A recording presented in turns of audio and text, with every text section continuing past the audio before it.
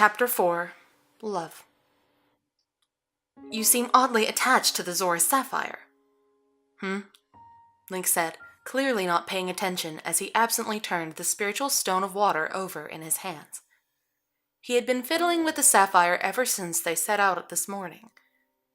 He had not shown such regard toward either of the other two stones before they were returned to their appropriate areas, not even the Kokiri's emerald, which contained the magic of his childhood home. Zelda studied him a moment longer before she put his strange fixation aside and focused on the map she held. Not that it was truly necessary. She knew the way upriver to Zora's domain like the back of her hand, but her concern was for Link. He had insisted on riding Epona rather than leave her behind at Kakariko, apparently worried the mare would develop abandonment issues if they separated so soon after saving her from Ingo. Zelda would not have minded, except the path upriver consisted of many cliffs and fjords and narrow ledges, slippery with river moss. In general, it was an area very ill-suited to horses, and trying to find a route to accommodate Epona while also keeping Link from breaking his neck was slowly giving her a headache. "Hey, Sheik," Link said, steering Epona close to her so that he could peer down at the map. "Can I ask you something?" "Yes, what is it?" Zelda said without looking up. "How do you tell if somebody loves you?" She blinked and stared up at him in astonishment. "Excuse me?" To his credit, Link seemed embarrassed to have brought it up and glanced aside. "I know it sounds like a weird thing to ask," he went on awkwardly, "but Navi wouldn't give me a straight answer, and I don't really have anyone else to turn to.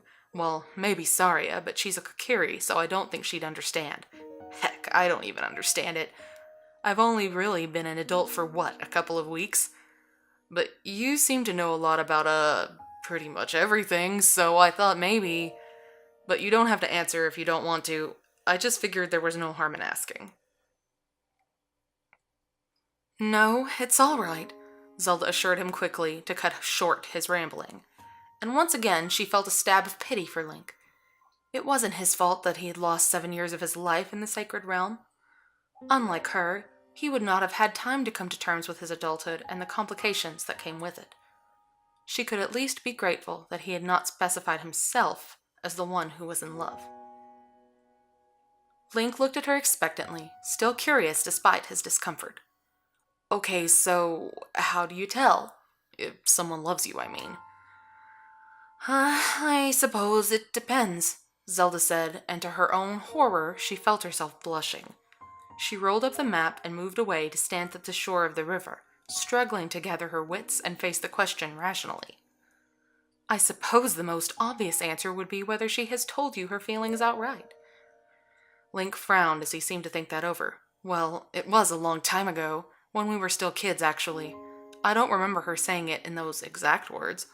She turned back to him with a raised eyebrow. "If this happened when you were a child, then I don't think any words spoken should be taken at face value.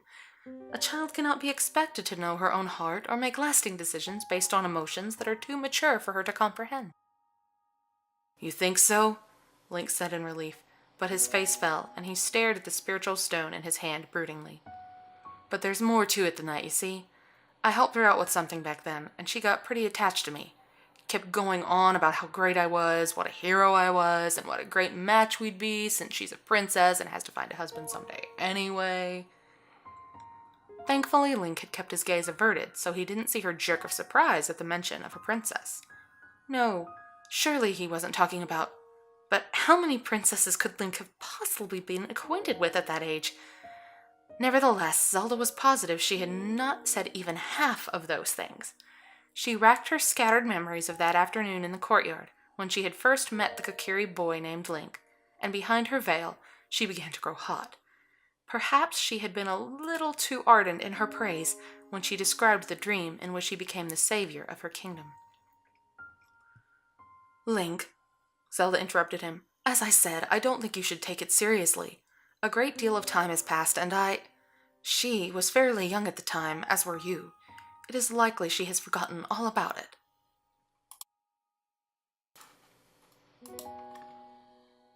Link grimaced. "To be honest, I hope so. but she can be really belligerent when she wants to be, and I do not want to end up marrying her because of a promise I made, by accident, 7 years ago." Zelda sputtered a bit, torn between being embarrassed and offended. Had it really been necessary to make his aversion so obvious? Not that she cared. Of course she didn't care. His heart was his own, but he might have given the idea a little thought before he so callously cast it aside. Would it be so terrible? "Yes, it would," Link said firmly when she voiced the question out loud, unknowingly crushing what was left of her half-formed hopes and leaving her pride in tatters. "It definitely would. But if she's still set on the idea, I don't see how I can get out of it without hurting her feelings. And she's probably told her father all about it by now, so I've got that to worry about on top of—" "Her father?" Zelda said, confused. The King of Hyrule had perished in the attack on Castletown, and she was sure Link knew about that. In fact, she had told him about it not long ago. Zelda stepped closer and placed a hand on the saddle beside his leg. "Link, what princess are we referring to precisely?" Link glanced at her oddly and held up the spiritual stone. "Ruto, the princess of the Zoras. Who else?" "Ruto. He was talking about Ruto." Zelda backed away, strangely deflated, and she could feel the color in her cheeks becoming much more pronounced when Link continued to stare at her. She tugged at the veil to make sure her face was hidden, and quickly dashed away, vaulting to a ledge high above the path where horse and hero could not possibly follow. Link shouted after her, though Epona had been startled by her sudden movement and pranced in a restless circle while he fought to keep her still. "Hey, wait up, Sheik! Where are you?" I'll go ahead of you," Zelda called over her shoulder. "Take your time coming up the river. I'll break the news gently, but Ruto may need some time to come to terms with it." Link's face lit up, and he pumped his fist. "You mean you'll tell her for me? Sheik, you're my hero!" Zelda merely nodded and hurried on, not trusting herself to speak when she was so mortified. And if her face didn't stop burning by the time she reached the domain, it might be necessary to take a quick and brutal dip in the frozen fountain to cool off.